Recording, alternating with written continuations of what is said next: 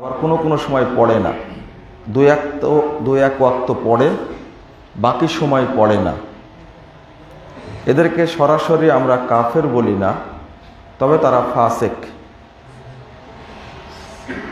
এরা যদি তওবা করার আগেই মারা যায়, তওবা করার আগেই যদি মারা যায়, আল্লাহ রাব্বুল আলামিনের ঘোষণা অনুযায়ী ফাখালাফা মিন বাদিহিম খালফুন আযাউস সালাহ ওয়াত্তাবাউশ শাহাওয়াত ফাসাউফা ইয়ালকাউনা গাইয়্যা।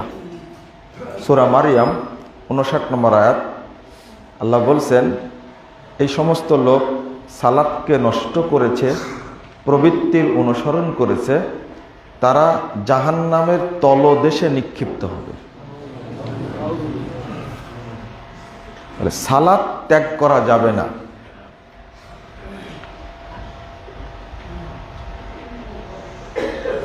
যারা স্বেচ্ছায় ইচ্ছায় সালাতকে ত্যাগ করে, তারা মারা গেলে এদের জানাজায় যাওয়া যাবে না।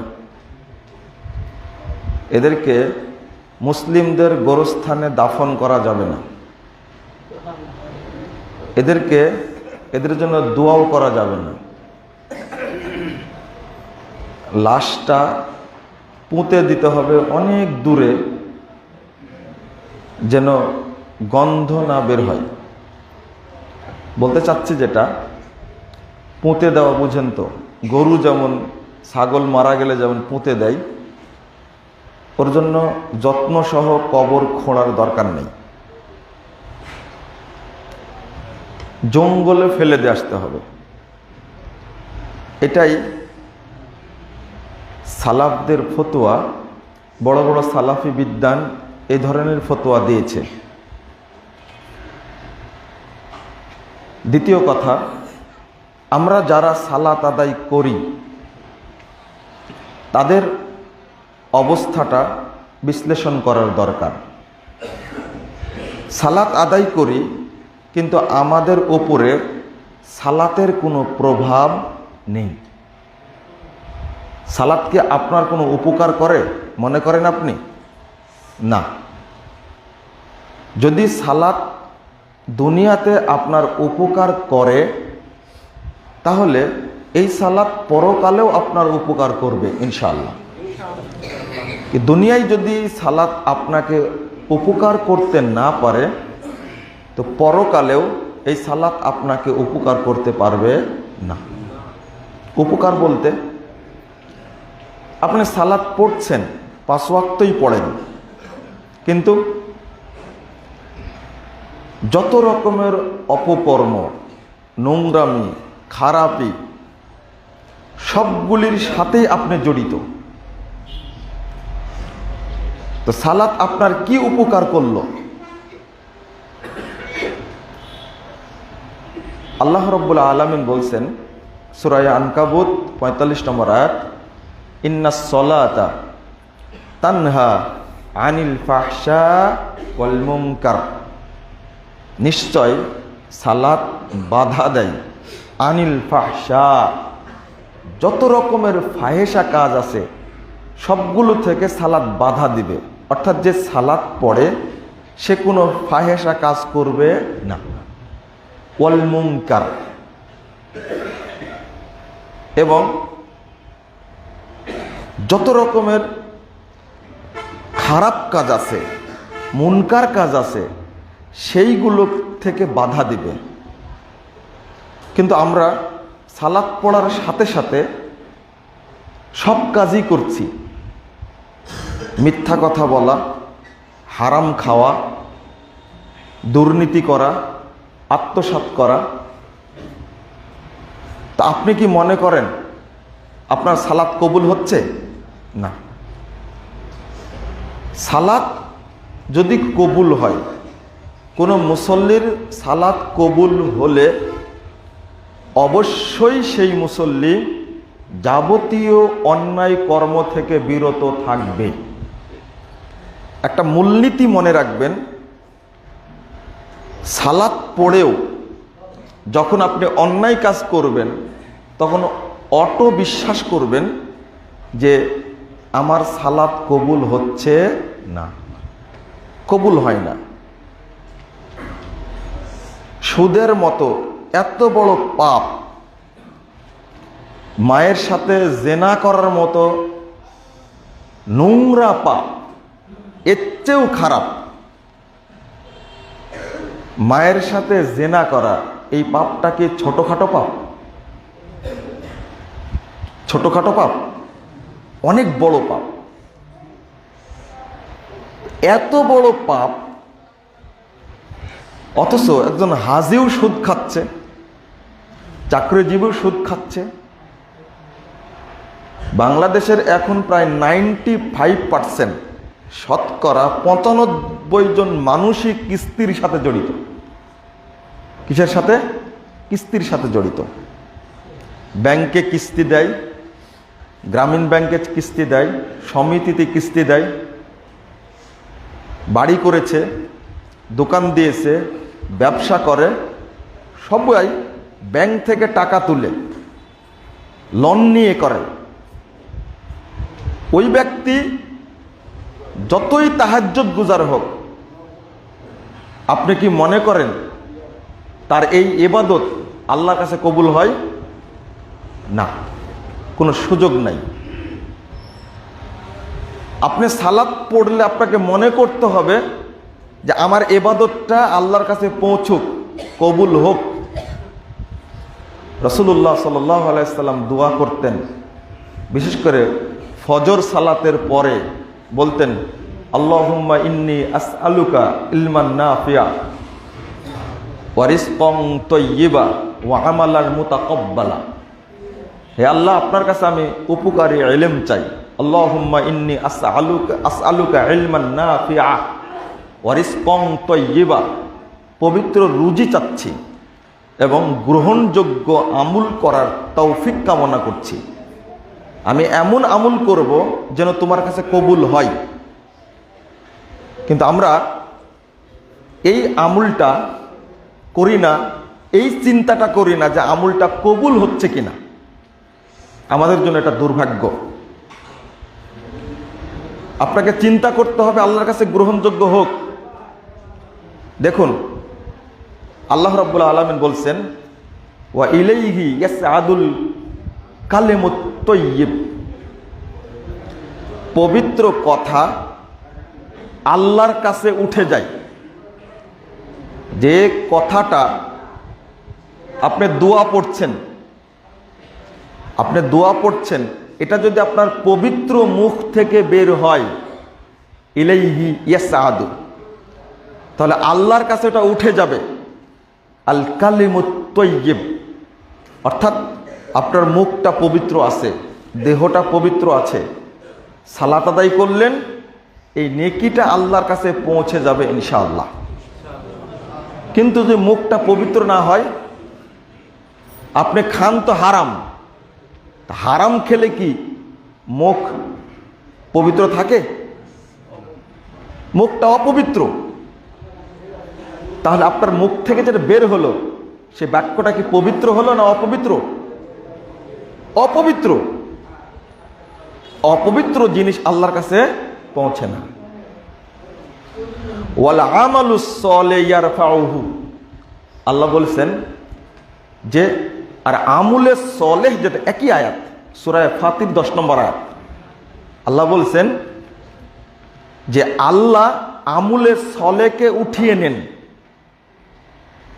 যদি আপনার দ্বারা আমলে সলেহ হয় এবং আপনার কথাগুলো যদি পবিত্র হয়, কথা পবিত্র হলে অটো আল্লাহর কাছে পৌঁছে যাবে। আর আমলে সলেহ যদি কোরআন সুন্নাহ ভিত্তিক আমল হয়, তাহলে ওইটাকে আল্লাহ রাব্বুল আলামিন নিজেই উঠিয়ে নেবেন। বলুন আলহামদুলিল্লাহ। তাহলে বিশুদ্ধ আমল করার, অর্থাৎ দলিল ভিত্তিক সহি আমল করার ফজিলত হলো আল্লাহ রাব্বুল আলামিন বান্দার আমল নিজেই উঠিয়ে নেন। সুবহানাল্লাহি ওয়া বিহামদিহি। কিন্তু যদি বেদাতি আমল হয়, তাহলে উঠিয়ে নেবেন কি? না। সালাত কবুল না হওয়ার পিছনে তিনটা চারটা কারণ আছে। আমি পরপর চারটা কারণ বলে দিই, তারপর একটু ব্যাখ্যায় যাই। 1 নম্বর কারণ, সালাত কবুল হয় না বা ইবাদত কবুল হয় না। 1 নম্বর কারণ হলো, আপনি সালাত পড়েন বা ইবাদত করেন, কিন্তু আপনার অন্তরটা শিরিক মিশ্রিত। কি? শিরিক মিশ্রিত।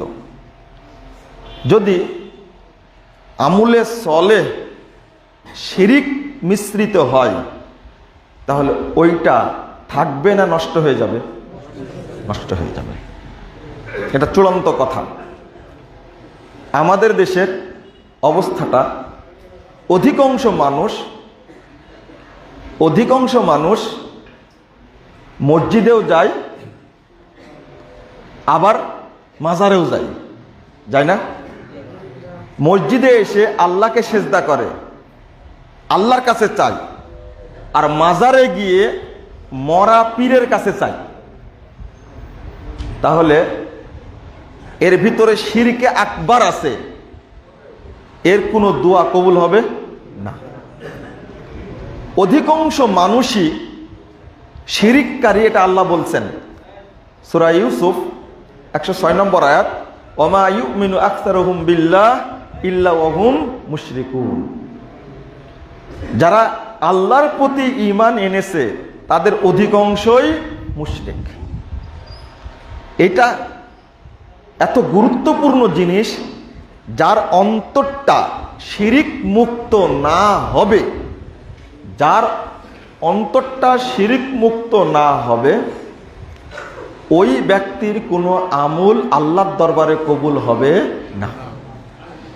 তার 1 নম্বরে ধরা খেয়ে যাচ্ছে। অধিকাংশ মানুষ মক্কাতেও যায়, মন্দিরেও যায় না? মক্কাতেও যায়, আজমিরেও যায়। বলেন নাউজুবিল্লাহ। যারা মক্কায় যায় তারা হলো মুওয়াহ্হিদ, তাওহীদপন্থী। যারা মন্দিরে যায় তারা কি তাওহীদপন্থী? তাহলে একজন মুসলিম কিভাবে মক্কা কাবা ঘর জিয়ারত করে এসে আবার ও মন্দিরে যায়? বাংলাদেশের চরিত্র আছে না এরকম কিছু মানুষের মধ্যে? তাহলে একটু চিন্তা করুন, এদের সংখ্যা যে বেশি এটা আপনারাও জানেন, আর আল্লাহও বলছেন এদের সংখ্যা কি বেশি। ওমা ইউমিনু আকসারুহুম বিল্লাহ ইল্লা ওয়া হুম মুশরিকুন। যারা আল্লাহর প্রতি ঈমান এনেছে তাদের অধিকাংশই কি মুশরিক। ঈমান আনার পরে মুশরিক। বাংলাদেশের অধিকাংশ মানুষই পীর মাজারের সাথে জড়িত, তাই না? আজকে শুক্রবার যত পীরের আস্তানা আছে সব জায়গায় বিশাল অনুষ্ঠান হচ্ছে। গরু জবাই করেছে, মহিষ জবাই করেছে, তারপরে খাসি জবাই করেছে, মুরগি জবাই করেছে পীরের দরগায় গিয়ে। মসজিদে দান করে না। বলুন, এরা মসজিদে সেজদা করে, মাজারে দান করে, টাকা দেয়, গরু দেয়, ছাগল দেয়, এদের মধ্যে ঈমান আছে? এটা তো শিরকে আকবার। আর শিরকে আকবারের সাথে কেউ জড়িত হলে তার ঈমানও থাকে না, আমলও থাকে না, ইসলামও থাকে না। বরং এই ব্যক্তি তওবা করলে আল্লাহ মাফ করবেন, তবে তওবার আগে যদি মারা যায় মুখরিজুন আনিল মিল্লাহ, ইসলাম থেকে বহিষ্কার, ও খালিদান মুখাল্লাদান ফিন্নার, আর ব্যক্তি চিরস্থায়ী জাহান্নাম। কেউ যদি শিরকে আকবার করে মারা যায়, শিরক করে মারা যায়, এই ব্যক্তি তওবা করার সুযোগ না পেলে চিরস্থায়ী জাহান্নাম। এর জন্য দোয়া করাও যাবে না, নাউজুবিল্লাহ। সাদাকা করাও যাবে না। 2883 নম্বর হাদিস, আবু দাউদ খুলেন।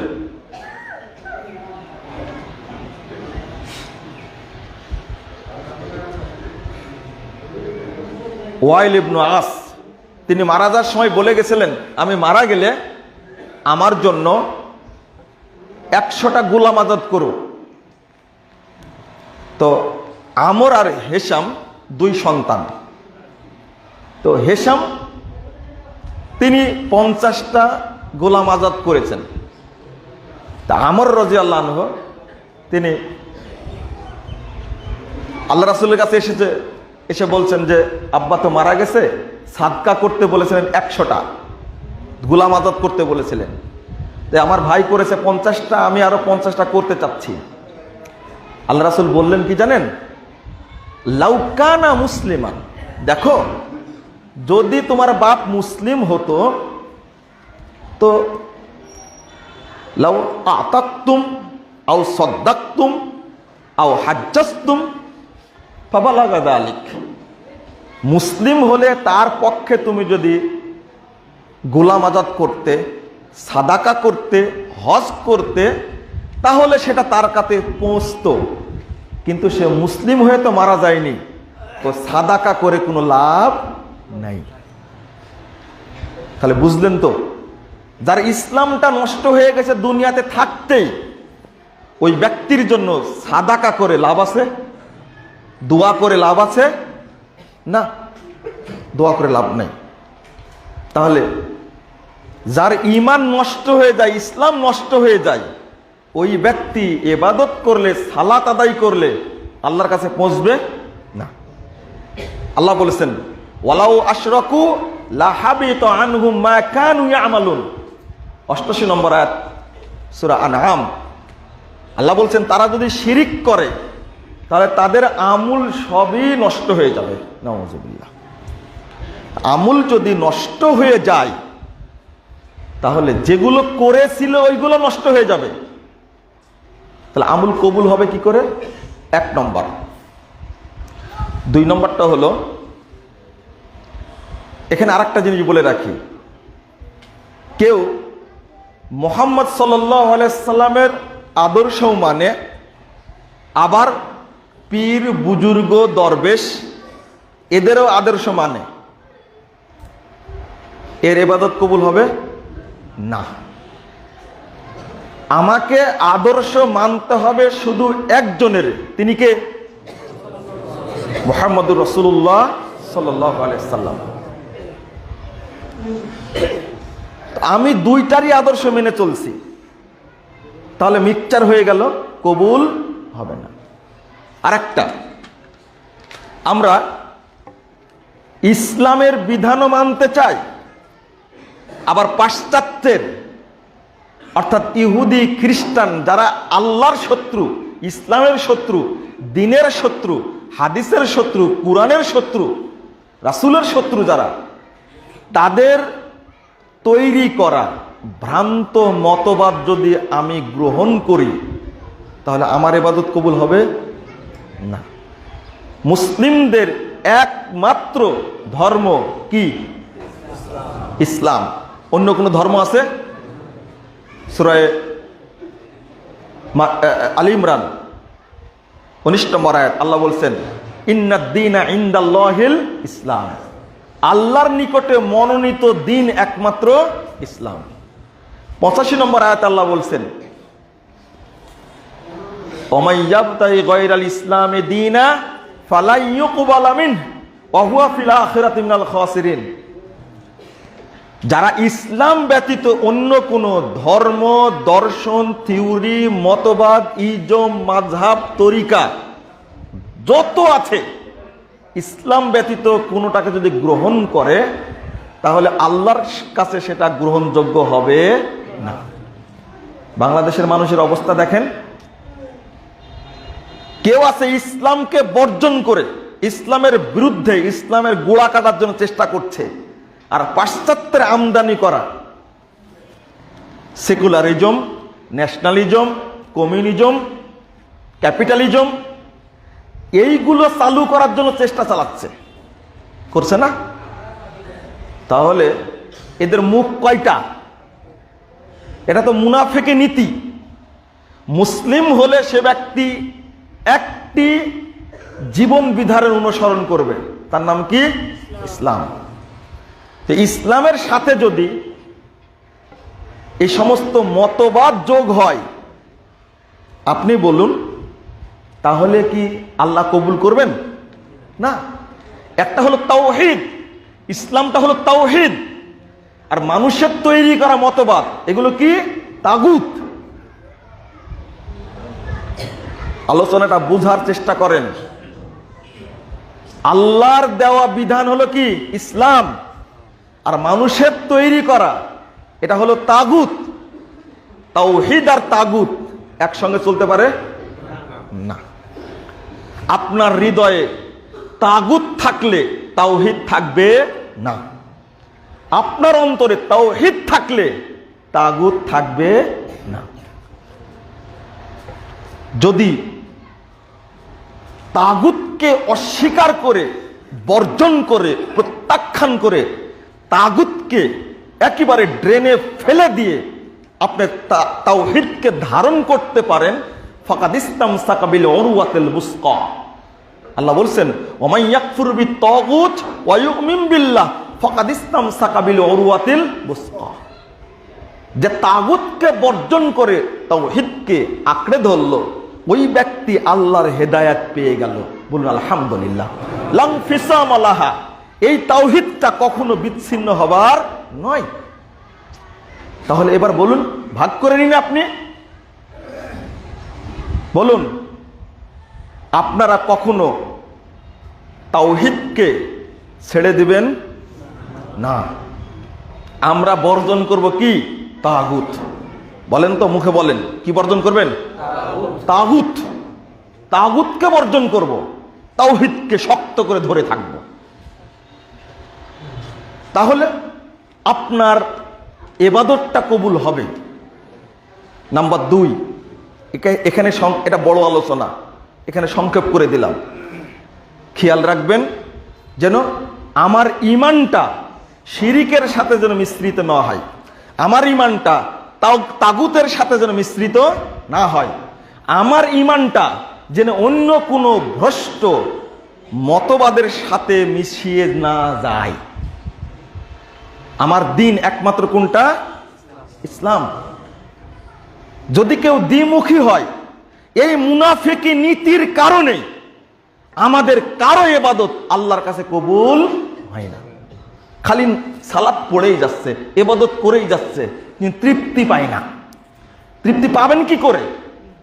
আপনার অন্তরটা তো শয়তানের কারখানা, শিরিকের কারখানা, বেদাতের কারখানা। ওখানে কখনো দিন যাবে? আগুন আর পানি এক জায়গায় হয়? হ্যাঁ? শিরিক আর তাওহীদ এক জায়গায় হবে? তাওহীদ আর তাগুত এক জায়গায় হবে? তা আপনার মধ্যে মুনাফিকি কেন? আল্লাহ বলেছেন, আফাতুমিনুনা বিবাদিল কিতাবি ওয়া তাকফুরুনা বিবাদ ফামা জাযাউ মান ইয়াফআল যালিকা ইল্লা খিজুন ফিল হায়াতিদ দুনিয়া ওয়া ইয়াউমাল কিয়ামাতি ইউরাদ্দুনা ইলা আশাদ্দিল আযাব। সূরা বাকারা 85 নম্বর আয়াত খুলে দেখুন। আল্লাহ বলছেন যে কোন কোন ক্ষেত্রে তোমরা দ্বীনের বিধান মানবে, আর কোন কোন ক্ষেত্রে এটাকে সাথে কুফরি করবে। এই কাজ যে করবে দুনিয়াতে সে লাঞ্ছিত হবে, আর পরকালে জাহান্নামে নিক্ষিপ্ত হবে। ফালা ইউখাফফাফু আযাবুহুম, তাদের শাস্তি কখনো হালকা করা হবে না, ছোট করা হবে না। কারণ মুনাফিকি নীতি অর্জন করেছে। মুনাফিকি নীতি যদি আপনার মধ্যে থাকে, আমি ইসলামও মানব, আল্লাহর দেওয়া দিন মানব, আবার কাফের মুশরিকদের তৈরি করা মতবাদও মানব, তাহলে আমার মধ্যে দিন থাকবে না? প্রশ্নই আসে না। 2 নম্বর, সেটা হলো আমরা সালাত পড়ি, ইবাদত করি, কিন্তু রাসূল সাল্লাল্লাহু আলাইহি ওয়াসাল্লামের তরিকায় আদায় করি না। এইটা বর্তমান বাংলাদেশের সবচেয়ে বড় সমস্যা। সালাত পড়ি কিন্তু রাসূলুল্লাহ সাল্লাল্লাহু আলাইহি ওয়াসাল্লামের তরিকায় আদায় করি না। ইবাদত করি, তরিকা রাসূল সাল্লাল্লাহু আলাইহি ওয়াসাল্লামের নেই না, নিজস্ব তরিকায় মেরে দিচ্ছি। সালাতের বিষয়ে জাল হাদিসের কবলে রাসূল সাল্লাল্লাহু আলাইহি ওয়াসাল্লামের সালাত, এই বইটি আপনাদের সামনে আমরা উপহার দিয়েছি। দেওয়ার মাধ্যমে বহু মানুষ গালিগালাজ করছে যে তাহলে বাংলাদেশে যে সালাত চালু আছে, তাহলে কি সবই জাল সালাত? হ্যাঁ, আপনি রাসূলের তরিকায় সালাত পড়েন না, এটা জাল বলবো না তো কি বলবো?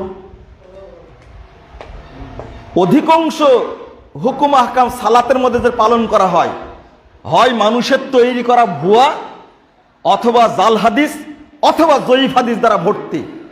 অধিকাংশ জাল হাদিসের কারণে সালাতের মধ্যে রাসূল সাল্লাল্লাহু আলাইহি সাল্লামের সুন্নাহ মানা হয় না। আর আল্লাহ রাসূল শর্ত করেছেন, কি শর্ত করেছেন? 631 নম্বর হাদিস সহিহ বুখারীর প্রথম খণ্ডের 88 পৃষ্ঠা। আল্লাহ রাসূল বলছেন, সল্লু কামা রাআইতুমুনি উসাল্লি, তোমরা ওইভাবে সালাত আদায় করো যেভাবে আমাকে সালাত আদায় করতে দেখছো। এখানে মনে রাখতে হবে, কেউ যদি কোনো সাহাবীর আমল করে, আলহামদুলিল্লাহ, কেউ যদি মুহাম্মদ সাল্লাল্লাহু আলাইহি ওয়াসাল্লামের সালাতের পদ্ধতির বিরোধী, রাসূল সাল্লাল্লাহু আলাইহি ওয়াসাল্লামের সালাতের বিরোধী কেউ সালাত আদায় করে, তার সালাত কবুল হবে না, হবে না, প্রশ্নই আসে না। তাই আমরা বলি, আল্লাহ রাসূল শর্ত করেছেন যে সালাত আদায় করলে মুহাম্মদ সাল্লাল্লাহু আলাইহি সাল্লামের তরিকাতে আদায় করতে হবে। এখানে যদি কেউ সাহাবীর তরিকা আদায় করে আর রাসূলের যদি বিরোধী হয়, সালাত কবুল হবে? তাবেঈদের তরিকা আদায় করলে কবুল হবে? বলুন, যদি কেউ মনে করে আমি নূহ আলাইহিস সালামের তরিকায় সালাত পড়ব, হবে? যদি কেউ বলে ইব্রাহিম আলাইহিস সালামের তরিকা আদায় করব, মূসা আলাইহিস সালামের তরিকা আদায় করব, ঈসা আলাইহিস সালামের তরিকা আদায় করব, কবুল হবে না। তাহলে আপনি বলুন, নবী রাসূলদের তরিকায় যদি সালাত আদায় করে কবুল না হয়, তাহলে পীর, ফকির, বুজুর্গ, দরবেশ, ইমাম, বক্তা, খতিব এদের তরিকায় সালাত আদায় করলে কবুল হবে না। আপনি কি বলেন? মুহাম্মদুর রাসূলুল্লাহ সাল্লাল্লাহু আলাইহি ওয়াসাল্লাম তিনি যে তরিকা দিয়ে গেছেন ওই তরিকাতেই সালাত আদায় করতে হবে। ফরজ সালাত হোক, সুন্নাত হোক, জোহর হোক, আসর হোক, মাগরিব হোক, এশা হোক, তারাবি হোক, তাহাজ্জুদ হোক, বিতর হোক, জানাজা হোক, ইদাইন হোক, ইস্তিসকা হোক, সব সালাত আদায় করতে হবে একজনের তরিকায়। তার নাম কি? মুহাম্মদ সাল্লাল্লাহু আলাইহি সাল্লাম। আল্লাহ রাসূল বলছেন, সল্লু কামা রাআইতুমুনি উসাল্লি, তোমরা আমাকে যেভাবে সালাত আদায় করতে দেখছো ওইভাবেই সালাত আদায় করো। বাংলাদেশে যে সালাতটা চলছে, উপমহাদেশে যে সালাতটা চলছে, আলহামদুলিল্লাহ, বাংলাদেশের লাখো লাখো মানুষ এবং বহু আলেম জাল হাদিসের কবলে রাসূল সাল্লাল্লাহু আলাইহি সাল্লামের সালাত বইটি পড়ে তারা নিজেদের সালাতকে সংশোধন করে নিয়েছে ইতিমধ্যে, আলহামদুলিল্লাহ। মানুষ পড়ে বুঝতে পারছে, দলিল সহ উপস্থাপন করেছি। এই জন্য কিছু পেট পূজারি, দরবারি কিছু আলেম আছে, তারা আমাদেরকে গালিগালাজ করে এই বইটার কারণে। তারা অনুভব করে না যে কত মানুষ এই বইটা পড়ে এই বাতিল সালাত, এই মাযহাবী সালাত এবং এই জাল সালাত পরিত্যাগ করে সরাসরি মুহাম্মদ সাল্লাল্লাহু আলাইহি সাল্লামের তরিকায় সালাত আদায় করছে, আলহামদুলিল্লাহ। এটা তারা অনুভব করে না। তারা জানতে পারে এটা জাল হাদিস, তারা জানতে পারে এটা জয়ীফ হাদিস। আমি যদি উদাহরণ পেশ করি, আশ্চর্য হবেন। আমি উদাহরণ দিতে যাব না, শুধু আপনাকে সতর্ক করব, সালাত পড়লেই কিন্তু সালাত হয় না। যদি হতোই তাহলে আল্লাহ রাসূল আল্লাহ বলতেন না ফাওয়াইলুল লিল মুসাল্লিন। কি এটা কোরআনের আয়াত? ঠিক, এটা কোরআনের আয়াত তো। আবার বুঝেন, ফাওয়াইলুল লিল মুসাল্লিন, এটা কি কোরআনের আয়াত? কোন সূরায় আছে? সূরা মাউন, ছোট্ট সূরা, তাই না? এই সূরাটা, এই আয়াতটা সূরা বাকারাতে থাকলে সমস্যা কি ছিল? সূরা আল ইমরানে থাকলে কি সমস্যা ছিল? সূরা আরাফে থাকলে কি সমস্যা ছিল? আল্লাহ ছোট্ট একটা সূরার মধ্যে দিয়েছেন, আর একটা ছোট্ট সূরার মধ্যে দিয়েছেন ফাসাল্লি লিরাব্বিকা ওয়ানহার। কোন সূরা? কাউসার। এই দুইটা আয়াত দুইটা ছোট্ট সূরার মধ্যে দিলেন কেন? একটু ভেবে দেখেন। ফাওয়াইলুল লিল মুসাল্লিন, মুসল্লিদের জন্য ওয়াইল জাহান্নাম, নাউযুবিল্লাহ। আল্লাযীনা হুম ফি সলাতিহিম সাহুন, যারা তাদের সালাতে উদাসীন। আজান হয়ে গেছে খবর নাই, একামত হয়ে যাচ্ছে খবর নাই, ওয়াক্ত হয়ে যাচ্ছে, ওয়াক্ত চলে যাচ্ছে, সালাতের কোনো খবর নাই। কোথায় হাত বাজছে, কিভাবে রুকু করছে, কিভাবে সেজদা করছে, ওর শিক্ষা নেওয়ার প্রয়োজন হয় না, ও কিছু মনেই করে না। ও তো বড় চাকরিজীবী, বড় একজন প্রফেসর, বড় একজন সরকারি চাকরিজীবী, ওর মোল্লাদের মতো সালাত শিক্ষা করার কি দরকার? বলেন, সালাতের ক্ষেত্রে ধনী গরিব, ফকির আর ধনী কোনো পার্থক্য আছে? ফকিরকে ওইভাবে সালাত আদায় করতে হবে যেভাবে ধনী সালাত আদায় করে, ধনীকে ওইভাবে সালাত আদায় করতে হবে। একজন সর্বোচ্চ শিক্ষিত মানুষকে যেভাবে সালাত পড়তে হবে, একজন সবচেয়ে নিম্ন শ্রেণীর মূর্খ মানুষকে ওইভাবেই সালাত আদায় করতে হবে। আপনি শিক্ষিত হয়েছেন, ডিগ্রি অর্জন করেছেন, এত অহংকার কেন আপনার মধ্যে? আপনি ইমাম সাহেবের কাছে এসে সুন্দর করে সালাতটা শিখতে পারেন না? আপনার অহংকারই আপনাকে জাহান্নামে নিয়ে যাবে, আপনার দাপটই আপনাকে জাহান্নামের পথ পরিষ্কার করে দেবে। আপনার তাকাব্বুরি, আপনার স্বেচ্ছাচারী, আপনার গোলামি, আপনার এই আত্ম অহংকারী আপনার জন্য কাল হয়ে যাবে। কালকে সালাতের প্রশিক্ষণ দিলাম, কয়জন লোক ছিলেন? অনেকে খারাপ মনে করতে পারেন, সালাতের প্রশিক্ষণ আমাদেরকে দিতে হবে, ওর চেয়ে কম জানি নাকি? আপনি সবচেয়ে বড় মূর্খ, অহংকারীর চেয়ে বড় মূর্খ পৃথিবীতে নাই। যে যত বড় অহংকারী সে তত বড় মূর্খ। মনে রাখবেন, শিক্ষিত জ্ঞানী মানুষ কখনো অহংকারী হয় না। যার মধ্যে শিক্ষা আছে, জ্ঞান আছে, সে অহংকারী হয় কোশ্চিন কালেও না। আপনি সালাতের প্রশিক্ষণ নেন না, আপনি কিভাবে সালাত আদায় করেন, দাঁড়ান কিভাবে, হাত বাঁধেন কিভাবে, হাত উত্তোলন করেন কি করে, এগুলো জানেন না। কোন জায়গায় কি পড়তে হয় সেটা জানেন না। সালাতের মধ্যে বলছে কি পড়েন আপনি, সেজদা দিয়ে কি পড়েন? কত বোকার বোকা সেজদার সময় পড়লো আল্লাহুম্মা বিসমিকা আমুতু ওয়া আহিয়া। কি বুঝলেন আপনি? কি বুঝলেন? সেজদা দিয়ে কি পড়ে জিজ্ঞেস করছে, বলছে আল্লাহুম্মা বিসমিকা আমুতু ওয়া আহিয়া। তো এটা কোথাকার দোয়া সেটা জানেন না? তো বলছে যে এটা সেজদার দোয়াই তো জানি। বলছে এটা তো ঘুমানোর সময় দোয়া। দোয়াই তো দুইটা, যে কোনো একটা পড়লেই তো হলো। মানে ও অর্থ জানে না। আমাদের আপনি শিক্ষিত মানুষ, মাস্টার্স পাস করেছেন বিশ্ববিদ্যালয় থেকে, আর আপনি পড়েন আল্লাহুম্মা বিসমিকা আমুতু ওয়া আহিয়া, এটা সেজদায় গিয়ে পড়েন আপনি। আর বলছে কি দুয়াই তো দুইটা, যে কোনো একটা পড়লেই হলো।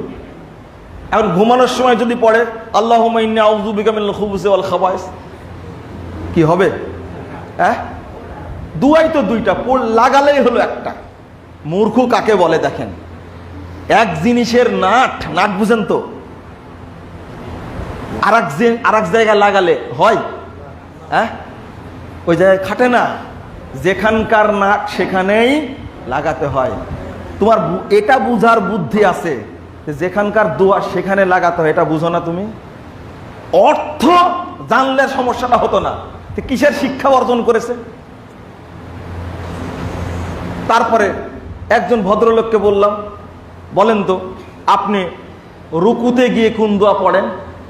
রুকুতে গিয়ে পড়ছে আল্লাহুম্মা ইন্নাকা আফুবুন তুহিব্বুল আফওয়া ফাফু আন্নি। কত শিখেছে, চিন্তা করেছেন আপনি? হাসছেন আপনারা? আপনাদেরও এমনটা হয়। কোন দোয়া যে কোথায় লাগান অর্থ না জানার কারণে আপনারা বুঝেন না। এটা মসজিদে ওঠার সময় পড়তে হয় কি আল্লাহুম্মা আফতাহলি আবওয়া রাহমাতিক। এক গাধা তো বলছে, তা আমি তো বহুদিন থেকে এই দোয়া পড়ি। যে কোন দোয়া পড়েন? মসজিদে উঠার সময় দোয়া পড়ছে কি জানেন? লা হাওলা ওয়ালা কুওয়াতা ইল্লা বিল্লাহ।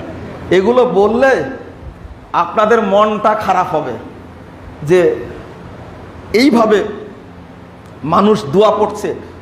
অর্থটা না জানার কারণে কোন জায়গার দোয়া যে কোন জায়গায় লাগাচ্ছে তার হিসাব নিকাশ নাই। সালাত পড়তে হলে আপনাকে যত্নশীল হতে হবে। ইমাম আহমদ বিন হাম্বল রাহিমাহুল্লাহ বলে গেছেন, আজকের কথা না, 241 হিজরির আগের কথা। কত হিজরি? 241 হিজরি আগের কথা। আজকে চলছে কত হিজরি? 1400 কত হিজরি? 43 হিজরি চলছে। 1443 হিজরি। আর আমি বলছি কত হিজরি? 241 হিজরি আগের কথা। কত বছর হলো তাহলে? 1200 বছর আগের কথা। আহমদ বিন হাম্বল রাহিমাহুল্লাহ বলছেন, তুমি বাগদাদের 100টি মসজিদ খুঁজে দেখো, 100টি মসজিদ দেখো, কোথাও রাসূল সাল্লাল্লাহু আলাইহি সাল্লামের সালাত দেখতে পাবে না। 10 লক্ষ হাদিসের হাফেজ, তিনি জানতেন, যারা হাদিসের হাফেজ তারা সবচেয়ে ভালো জানেন রাসূলের সুন্নাহ কেমন ছিল। এই জন্য শেখ বিন বাজ রহিমাহুল্লাহ গ্র্যান্ড মুফতি হওয়া সত্ত্বেও একই মসজিদে শেখ বিন বাজ, শেখ উসাইমিন, শেখ আলবানী আছেন। শেখ বিন বাজ রহিমাহুল্লাহ এত বড় মানুষ হওয়া সত্ত্বেও আলবানীকে বললেন আপনি সালাত আদায় করুন এবং আমাদেরকে শিক্ষা দিন যেভাবে রাসূল সাল্লাল্লাহু আলাইহি ওয়াসাল্লাম তার সাহাবীদেরকে সালাত শিক্ষা দিতেন। সুবহানাল্লাহি ওয়া বিহামদিহি। কারণ তিনি হলেন বড় মুহাদ্দিস, তিনি ভালো জানেন যে আল্লাহ রাসূল কিভাবে সালাত আদায় করতেন। ইমাম আহমদ বিন হাম্বল রাহিমাহুল্লাহ 10 লক্ষ হাদিসের হাফেজ ছিলেন, তিনি জানতেন রাসূলের সালাত কি। ওই জন্য বলছেন তুমি 100টা মসজিদ খুঁজো, কোথাও রাসূলের সালাত পাবে না। 1200 বছর পরে আজকে বাংলার জমিনে তিনি বলেছিলেন, বাগদাদে আরব বিশ্বে বলেছিলেন, আর আমরা আছি উপমহাদেশে। 1200 বছর পরে কোন মসজিদে রাসূলের তরিকার সালাত পাওয়া যাবে না, যাবে না। এই জন্য আমরা বললে আপনারা খেপে যান, কি বলেন? রাসূল সাল্লাল্লাহু আলাইহি সাল্লামের মৃত্যুর পরপরই সাহাবীর যুগের ঘটনা। আল্লাহ রাসূলের যুগের ঘটনা কি? সহিহ বুখারীর 757 নম্বর হাদিসটা খুলুন। আবু হুরায়রা রাদিয়াল্লাহু আনহু বলছেন, অনেকগুলো সাহাবী থেকে হাদিসটি বর্ণিত, মুসিউস সালাত বলা হয় হাদিসটাকে। আল্লাহ রাসূল মসজিদের কোণে বসে আছেন, মসজিদে নববীতে। একজন ব্যক্তি ঢুকে সালাত আদায় করলেন, এই হাদিস তো আপনারা জানেন। সালাত আদায় করে আল্লাহ রাসূলকে সালাম দিলেন। রাসূল সাল্লাল্লাহু আলাইহি ওয়াসাল্লাম বলছেন, ওয়া আলাইকাস সালাম ইরজি ফাসাল্লি ফাইন্নাকা লাম তুসাল্লি। তুমি ফিরে যাও, সালাত পড়ো, তুমি সালাত পড়োনি। কয়বার বলেছিলেন? 3 বার। 3 বার পড়ার পরেও আল্লাহ রাসূল বললেন, ফিরে যাও, সালাত পড়ো, তুমি সালাত পড়োনি। জ্যান্ত লোকটি 3 বার সালাত পড়েছে। আল্লাহ রাসূলের ভাষা কি ছিল? তুমি সালাত পড়োনি, পড়েনি। রাসূল সাল্লাল্লাহু আলাইহি ওয়াসাল্লামের ভাষা এবং আরবি ভাষার অর্থও তাই, ফাইন্নাকা লাম তুসাল্লি, তুমি সালাত জীবনেও পড়োনি, জীবনেও পড়োনি। ভাষাটা হলো, অর্থ হলো তুমি জীবনেও সালাত পড়োনি, যেভাবে সালাত পড়ছো তুমি জীবনেও পড়োনি। এবার বুঝেন তাহলে সালাত যে বিশুদ্ধভাবে আদায় করতে হবে। এরপরে সাহাবী বলছেন, আল্লিমনি ইয়া রাসূলুল্লাহ মা উহসিনু আলা গায়রি হাদা। আল্লাহ রাসূল, এর চেয়ে সুন্দর করে আমি আর সালাত পড়তে পারবো না। তাহলে কত সুন্দর করে পড়েছেন। মসজিদে নববীতে রাসূল সাল্লাল্লাহু আলাইহি ওয়াসাল্লামের সাহাবী আল্লাহ রাসূলের যুগে আল্লাহ রাসূলের সামনে 3 বার সালাত আদায় করলেন। আল্লাহ রাসূল বললেন, তুমি সালাত পড়োইনি। আর আপনি তো মনে করছেন আমি বিশাল মুসল্লি, আমার সালাত কবুল হবে না। মানে আপনার দাপটের তো শেষ নাই। 1312 নম্বর হাদিস, নাসাই খুলুন। হুযায়ফা রাদিয়াল্লাহু আনহু একজনকে সালাত পড়তে দেখলেন। হুযায়ফা রাদিয়াল্লাহু আনহু বলছেন, মুনজুকাম তুসাল্লি হাযিহিস সালাহ, এই তুমি কতদিন যাবত এইভাবে সালাত আদায় করছো? মুনজুকাম তুসাল্লি হাযিহিস সালাহ, এইভাবে সালাত কত বছর যাবত পড়ছো? ওই মুসল্লি বলছেন, হুযায়ফা কি সাহাবী না? সাহাবী না? আল্লাহু আকবার। আল্লাহ রাসূলের নিকটতম সাহাবী। বলো তুমি কত বছর যাও সালাত পড়ছো? তখন ওই লোকটা বলছে মুনজু আরবাইনা সানা, প্রায় তো 40 বছর যাবত। হুযায়ফা রাদিয়াল্লাহু আনহু বলছেন মা সাল্লাইতা মুনজু আরবাইনা সানা, তুমি 40 বছর যাবত কোনো সালাতই পড়োনি। বলুন নাউজুবিল্লাহ। মা সাল্লাইতা মুনজু আরবাইনা সানা, 40 বছর যাবত তুমি সালাত আদায় করোনি। লা হাওলা ওয়ালা কুওয়াতা ইল্লা বিল্লাহ। তারপর বলছে লাউ সাল্লাইতা হাযিহিস সালাহ, এইভাবে তুমি যদি সালাত আদায় করো ওয়া মুত্তা, এবং মরে যাও, লা মুত্তা আলা গায়রি ফিতরাতি মুহাম্মাদিন সাল্লাল্লাহু আলাইহি ওয়াসাল্লাম, তাহলে তুমি মুহাম্মাদের দ্বীনের উপরে মরবে না, বেদিন হয়ে মারা যাবে।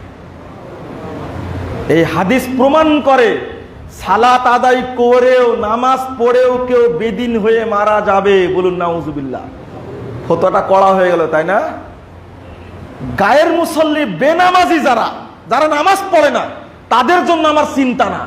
আমার চিন্তা হলো যারা নামাজি সালাত আদায় করে তাদেরকে নিয়ে চিন্তা, তারা যেন নামাজ পড়ে জাহান্নামে না যায়।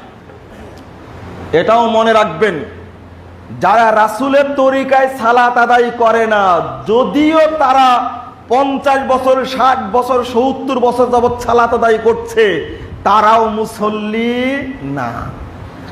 যারা রাসূলের তরিকায় সালাত আদায় করে না, তারাও মুসল্লি না।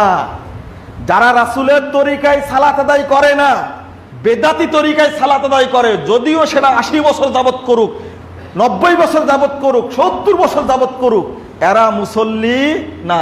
এই হাদিস দ্বারা প্রমাণিত হয়। রাসূল সাল্লাল্লাহু আলাইহি ওয়াসাল্লাম বলছেন আউয়ালু মা ইউহাসাবু বিহিল আবদু ইয়াউমাল কিয়ামাহ আস-সালাহ, কাল কিয়ামতের মাঠে সর্বপ্রথম হিসাব নেওয়া হবে সালাতের। ফাইন সলাহাত সলাহা সাইরু আমালিহ, সালাত যদি শুদ্ধ হয় সমস্ত আমল শুদ্ধ হবে। বলুন আলহামদুলিল্লাহ। সালাতটাই শুদ্ধ করতে হবে। সালাত যদি ঠিক হয়, সালাত যদি কবুল হয়, সিয়াম কবুল হবে, হজ কবুল হবে, যাকাত কবুল হবে, সাদকা কবুল হবে, সব কবুল হবে। আর সালাত ওয়াইন ফাসাদাত ফাসাদা সাইরু আমালিহ, যদি সালাত নষ্ট হয় তাহলে সব আমলি কি হয়ে যাবে?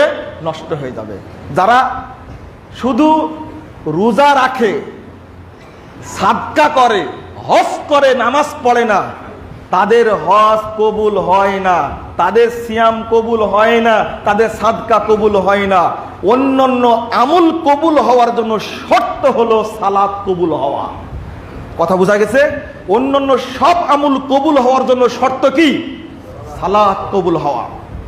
সালাতের মাসালাগুলো সঠিকভাবে জানার জন্য আপনাদেরকে বলেছি জাল হাদিসের কবল রাসূল সাল্লাল্লাহু আলাইহি ওয়াসাল্লাম সালাত, এই বইটা সংগ্রহ করবেন। আর প্রশ্নোত্তর আরকানুল ইসলাম, এটা সংগ্রহ করতে আপনাদের বহু আগেই বলেছি।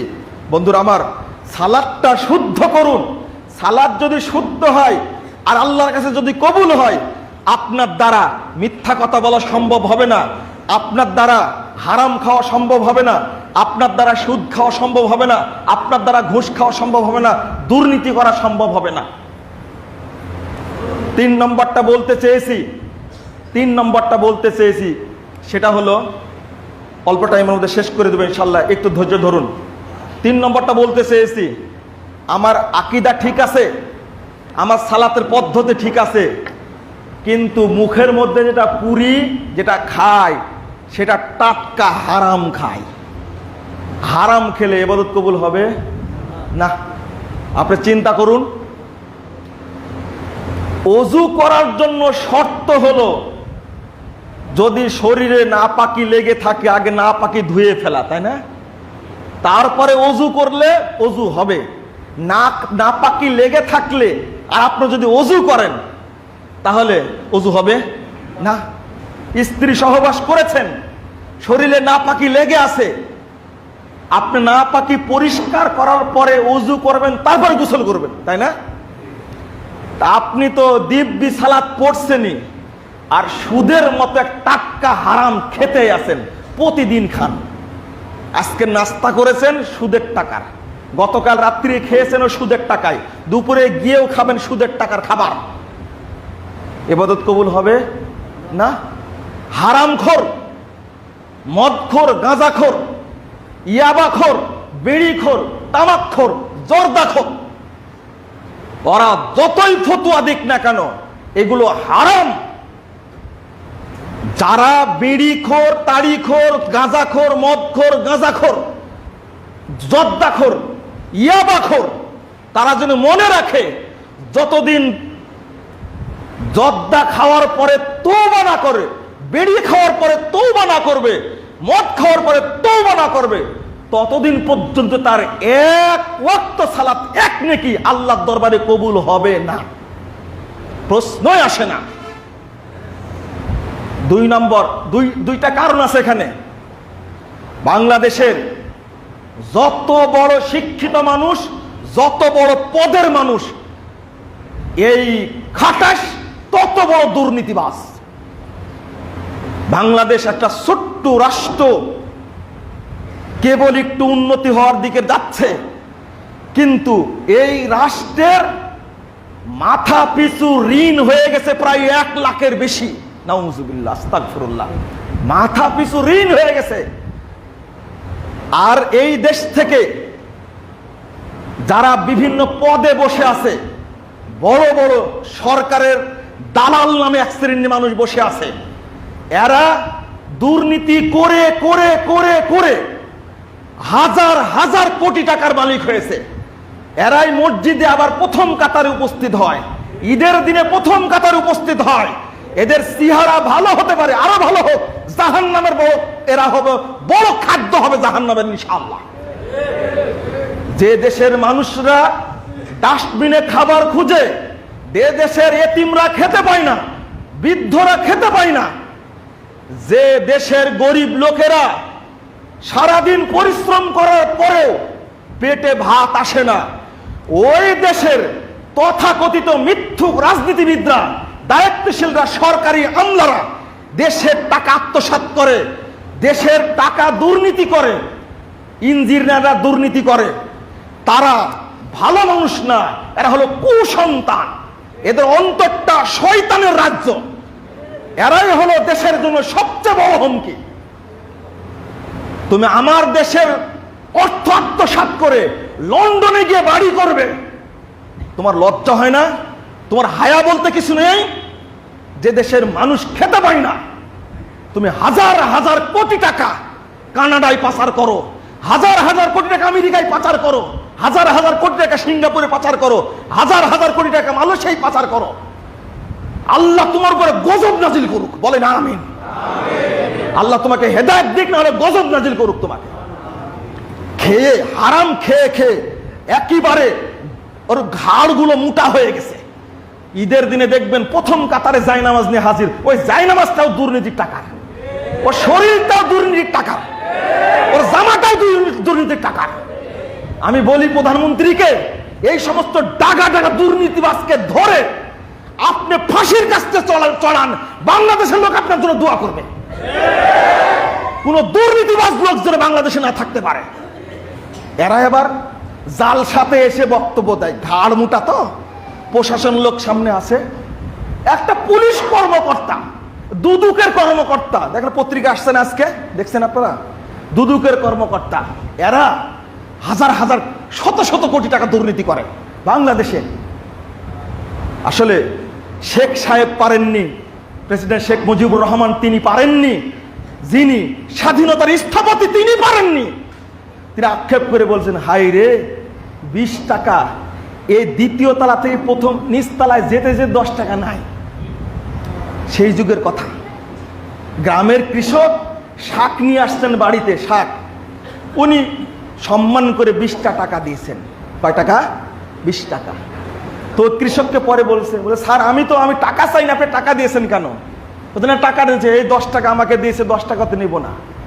দিয়েছেন কয় টাকা? 20 টাকা। দোতলা থেকে নিচতলায় যেতে কয় টাকা নাই? অর্ধেক নাই। আর এখন যখন বাজেট হয় ব্রিজ করার, পদ্মা সেতুর অবস্থা জানেন না আপনারা? বাজেট হয় 3 কোটি টাকা, বাজেট হলে এই খাটাসরা কাজ করবে 1 কোটি টাকার, বাকি মেরে খাবে কয় কোটি টাকা? রাস্তা করার সাথে সাথে 3 মাসের মধ্যে রাস্তা ভেঙে নষ্ট হয়ে যায়, তাই না? প্রধানমন্ত্রী গরিবদের বাড়ি করে দিয়েছে, দেখলেন না, সবগুলো ভেঙে যাচ্ছে। কিভাবে খেয়েছে এরা? আপনার ঠিক বলতে হবে না, আমরা জানি। ঠিক বলার দরকার না, আগে ভালো হন, নিজেরা ভালো হন আগে। নিজেরা তো সুদ খান, নিজেরা তো দুর্নীতি করেন, আপনারা নিজেরাও তো জমি কট বন্ধক নেন না? নেন তো। কেন কট বন্ধক নেন? হারাম না এটা? কট বন্ধক নেন কেন জমি? আপনারাও তো হারাম খো, আপনারাও তো সুদ খো। শুধু এমপি, মন্ত্রী, চেয়ারম্যান, মেম্বার তারা হারাম খায়, আপনারা হারাম খান না? বিশ্ববিদ্যালয়ে ভিসি একজন শত শত কোটি টাকা দুর্নীতি করে। কলেজের প্রিন্সিপাল নিয়োগ বাণিজ্য করতে গিয়ে কোটি কোটি টাকা দুর্নীতি করে। এতে গতকাল টিআইবি রিপোর্ট পেশ করেছে, দেখছেন? লা হাওলা ওয়ালা কুওয়াতা ইল্লা বিল্লাহ। টিআইবি রিপোর্ট দিয়ে সত্যকার মিথ্যা কথাটাও বলেছে। তো বাংলাদেশে কোনো জায়গায় ভালো মানুষ নাই। ভূমি অফিস বলেন, পাসপোর্ট অফিস বলেন, বিদ্যুৎ বলেন, কাস্টমস বলেন, ট্যাক্স অফিস বলেন, সব জায়গাতে মাথায় টুপি দিয়া, খাটাস মাথায় টুপি দেয়া, মুখে দাঁড়ি দিয়ে হাজার হাজার কোটি টাকা ইনকাম করে, বসে থেকে দুর্নীতি করে, খায়। ওই বড় মুসল্লি, ওই বড় দুর্নীতিবাজ। যেমন কিছু মুসল্লি, কিছু দাড়িওয়ালা বদমাস দাড়ি রেখে বেড়ি খায়, খায় না? এই বেকুব, তুমি যদি বিড়ি খাবে, সিগারেট খাবে, ইয়াবা খাবে, তুই দাড়ি রাখিস কেন? ওই এক দুর্নীতিবাজ, একটা ড্রাইভার, স্বাস্থ্য মন্ত্রণালয়ের একটা ড্রাইভার, নাম বলবো না, ওর কিছুদিন আগে শাস্তি হয়েছে, 30 বছরের জেল হয়েছে। একটা ড্রাইভার শত শত কোটি দুর্নীতি করেছে, চিন্তা করেছেন? লম্বা দাড়ি রাখছে এই বাটপারটা। আর তুই দুর্নীতিবাজ হবি, তো দাড়ি রাখবি কেন? তুই দুর্নীতিবাজ হবি, মাথায় টুপি দিবি কেন? তুই টুপিওয়ালাদের দুর্নাম করিস, দাড়িওয়ালাদের দুর্নাম করিস তোরা। অতএব এই টুপির দুর্নাম করো না, তোমরা দাড়ির দুর্নাম করো না। দুর্নীতি ছেড়ে দাঁড়িয়ে রাখো, হারাম খাওয়া ছেড়ে দাঁড়িয়ে রাখো, মিথ্যা কথা বলা ছেড়ে দাঁড়িয়ে রাখো, দাড়ির সম্মান রাখো, টুপির সম্মান রাখো। আর এক হারামখোর মুফতি 17,000 কোটি টাকা দরিদ্রদের মেরে খেয়েছে, দেখলেন না আপনারা? পত্রিকা আসলো, নাম নিয়েছে এহসান গ্রুপ। আর এক ফেরিওয়ালা বক্তা এহসান গ্রুপের পক্ষে খুব সাফাই গাইছে। আমি বলি এই দুর্নীতিবাজের, দরিদ্রের অর্থ চুরি করার কারণে এই দুর্নীতিবাজের ফাঁসি হওয়া উচিত। 1-2 কোটি টাকা, কত কোটি টাকা? 17,000 কোটি টাকা। আর একটাকে ধরছে, ওর নাম আমি বলছি না। এই বাংলাদেশ থেকে যেন আল্লাহ রাব্বুল আলামিন দুর্নীতিকে ঝাঁটায় বিদায় করে দেন, বলুন আমিন। আল্লাহ যেন এই বাংলাদেশ থেকে জঙ্গিবাদ, সন্ত্রাসবাদ এবং দুর্নীতি আল্লাহ যেন ঝাঁটায় বিদায় করে দেন বাংলাদেশ থেকে, বলেন আমিন। যারা দুর্নীতির সাথে জড়িত, আল্লাহ যেন তাদেরকে হেদায়েত দেন, না হলে আল্লাহ যেন তাদেরকে হেদায়েতের যোগ্য না হলে এই দুর্নীতিবাজকে যেন আল্লাহ ধ্বংস করেন। তুমি বাংলাদেশের মানুষ হয়ে দুর্নীতি করবে কোটি কোটি টাকা, খালি প্রশাসন হাত দিলে। আমি র্যাবের বাহিনীকে বলি, গোয়েন্দাদেরকে বলি, নিরপেক্ষভাবে অভিযান চালান। খাদ্যে ভেজাল, অফিসে দুর্নীতি, হাজার হাজার কোটি টাকা এফডিআর করে রাখছে। র্যাব বাহিনীকে বলি, এখন বের হচ্ছে পিবিআই একটা, তাই না? পিবিআই এর আলহামদুলিল্লাহ রিপোর্ট এখন পর্যন্ত ভালো। আমি পিবিআই এর এই সদস্য ভাইদেরকে বলবো, নিরপেক্ষভাবে তদন্ত করে যারা বাংলাদেশের ডাকা অপরাধী তাদেরকে আইনের আওতায় তুলুন। তাদেরকে 30 বছর, 40 বছর, 50 বছর করে জেল দিলে ঢুকায় রাখুন জেলখানায়। আইন করুন, দুর্নীতিবাজের কোনো জামিনের সুযোগ নাই।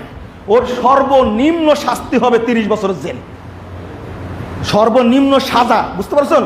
জামিন তো দূরের কথা, এই আইন করুন। তুমি দুর্নীতি করবে মানে? বন্ধুরা আমার, আমি এই কথা বলতে গেছিলাম, শরীরে যদি হারাম খাদ্য ঢোকে, কোশ্চিন কালেও কখনোই আপনার ইবাদত কবুল হবে না, আপনার শরীর জান্নাতে যেতে পারবে না। আল্লাহ রাসূল বলেছেন, লা ইয়াদখুলুল জান্নাতা জাসাদুন গুযযিয়া বিল হারাম। যে দেহ হারাম খাদ্য দ্বারা গঠিত হয়েছে, এই দেহ জান্নাতে প্রবেশ করবে না। এবার নেন, খান, ভালো করে খান। আপনি এই হাদিসটা কোথায় রাখবেন? খবরদার আপনি অল্প খান, না খেয়ে থাকেন, কিন্তু হারাম খাদ্য যেন আপনার পেটে না ঢুকে।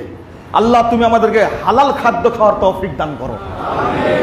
একজনও, যে সমস্ত মুসল্লি আছেন, আমার বক্তব্য যারা শুনছেন, কাল কিয়ামতের মাঠে এই বক্তব্য আপনার জন্য সাক্ষী দিবে, হারামখোর জান্নাতে যাবে না। এইটা আর আল্লাহ রাসূল বলেছেন ওই দেহ ঢুকবে না। আপনি শুনলেন, আজকের পর থেকে একটুকু কখনোই হারাম খাবেন না। রাসূল সাল্লাল্লাহু আলাইহি সাল্লাম বলছেন, যারা মাদক দ্রব্য পান করে কাল কিয়ামত, নাসাইর হাদিস, কাল কিয়ামতের মাঠে আল্লাহ রাব্বুল আলামিন তাদেরকে আপ্যায়ন করাবেন। আপ্যায়ন বুঝেন? হারামখোর যারা। গত পরশুদিন পত্রিকায় বের হয়েছে, এক ইয়াবা ব্যবসায়ী হাজার হাজার কোটি টাকা, আমি নাম বলবো না, পত্রিকায় আসছে, আমি জানি, দেখেছি, হাজার হাজার কোটি টাকা। এটা কি হারাম খাওয়া না? ইয়াবা কি হালাল? হালাল, তাই না? নাউজুবিল্লাহ, হারাম। এই সমস্ত জিনিস খেলে আপনাকে কাল কিয়ামতের মাঠে আল্লাহ আপ্যায়ন করাবেন কি দিয়ে জানেন? আরাকুম মিন আহলিন নার। আল্লাহ রাসূল বলছেন, জাহান্নামের মধ্যে যে সমস্ত লোক পুড়বে, এই পুড়ার কারণে তাদের দেহ থেকে যে রক্ত, গোস্ত, পুঁজ, ঘাম বের হয়েছে, এইগুলো এক সাগরে জমা হবে। নাম হলো তিনাতুল খাবাল, এই সাগরের নাম। ওই সাগরের মধ্যে রক্ত, পুঁজ, গোস্ত, ঘাম একত্রিত হবে, এই ফুটন্ত জুস দিয়ে এদেরকে আপ্যায়ন করানো হবে। এটা তো আলহামদুলিল্লাহ বলার কথা, এটা তো আপ্যায়ন করা হবে। যারা হারামখোর তারা কি বলবে? আলহামদুলিল্লাহ বলবে। তারা যাক আমাদেরকে আপ্যায়ন করাবে। বলুন, এই হাদিসটা শোনার পরে কোনো ব্যক্তি হারাম খেতে পারে? বন্ধুরা আমার, খুতবা শেষ করে দিই। 4 নম্বরটা হলো, শেষে বলছি, সালাত আদায় করবেন ওয়াক্ত অনুযায়ী। ঠিক আছে? ওয়াক্ত অনুযায়ী সালাত আদায় করেন। 430 নম্বর হাদিস আবু দাউদের মধ্যে এসেছে, আল্লাহ রাসূল বলছেন, আল্লাহ তাআলা ওয়াদা করেছেন যে ওয়াক্ত মোতাবেক সালাত আদায় করবে, আমি আল্লাহ তাকে জান্নাত দেওয়ার ওয়াদা করলাম। ওয়াক্ত মোতাবেক সালাত আদায় করবেন। আমরা বিশেষ করে আসর সালাতের ব্যাপারে গাফেল, জহর সালাতের ব্যাপারে গাফেল। আমরা ওয়াক্ত মোতাবেক সালাত আদায় করার চেষ্টা করব। বাংলাদেশে আসর সালাতকে মেরে ফেলে দিয়েছে, ফজর সালাতকে মেরে ফেলে দিয়েছে। আসরের সালাতের ওয়াক্ত হচ্ছে বর্তমানে 3:13-তে। আমাদের দেশে সালাত পড়ছে 5:15 গিয়ে। নাউজুবিল্লাহ। কি এই সালাত হবে? কোনো একদিন পড়লেন আলাদা কথা, কিন্তু আজীবন 60 বছর যাবত 5:15 সালাত আদায় করছেন। আপনার সালাত কবুল হবে বলে বিশ্বাস করেন আপনি? কে বললো কবুল হবে আপনার সালাত? অত সহজ না। আল্লাহ রাসূল বলেন, সালাতুল মুনাফিকিন, সালাতুল মুনাফিকিন, সালাতুল মুনাফিকিন। যারা দেরিতে সালাত আদায় করে, মুনাফিকদের সালাত, মুনাফিকদের সালাত।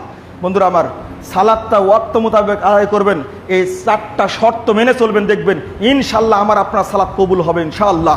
আল্লাহ তুমি আমাদেরকে, আমাদের ইবাদতগুলো তুমি কবুল করে নাও।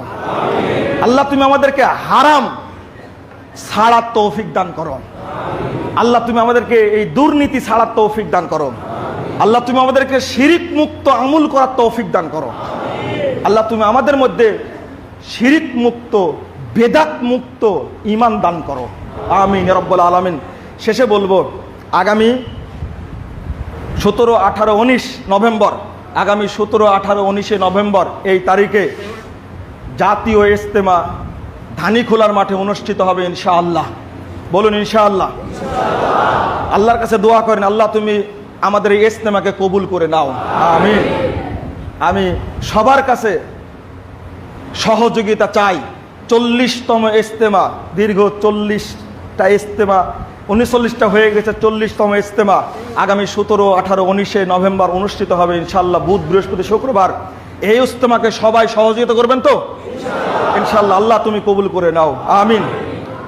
যত মারকাজ আছে, আর বাংলাদেশ আহলে তাবলীগ ইসলামের সমস্ত মারকাজের দায়িত্বশীলদেরকে আমি বলবো, আপনারা এই ইজতেমাকে সফল করার জন্য আন্তরিক হবেন এবং আল্লাহর কাছে দোয়া করবেন, আল্লাহ তুমি এই ইজতেমা কুরআন এবং সহিহ হাদিস ভিত্তিক, তাওহীদ ভিত্তিক এই ইজতেমাকে সারা বাংলাদেশের জন্য তুমি কবুল করে নাও।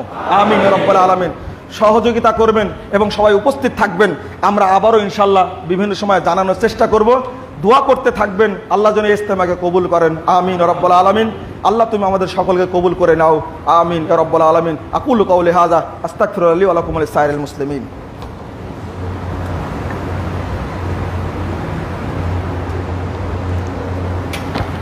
আলহামদুলিল্লাহি ওয়াহদা ওয়াসসালাতু ওয়াসসালামু আলা মান লা নাবিয়্যা বা'দা। আল্লাহুম্মা সাল্লি আলা মুহাম্মাদিন ওয়া আলা আলি মুহাম্মাদ কামা সাল্লাইতা আলা ইব্রাহিম